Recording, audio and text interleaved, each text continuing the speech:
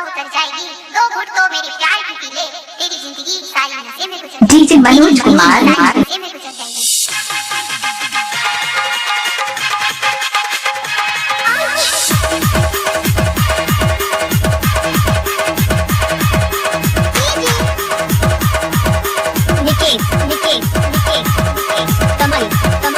DJ Manoj Kumar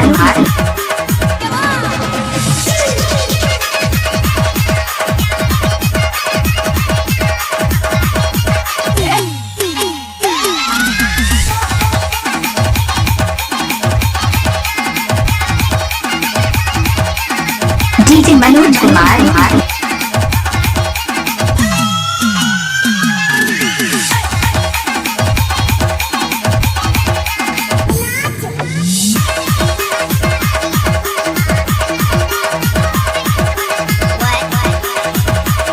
DJ Manoj Kumar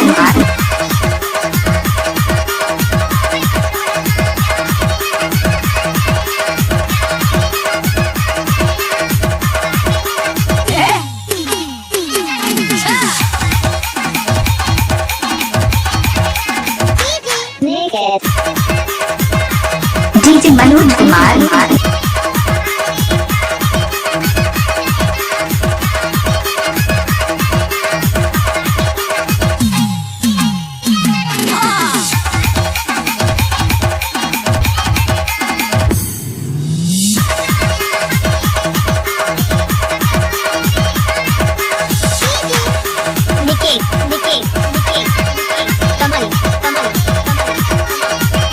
DJ Manoj Kumar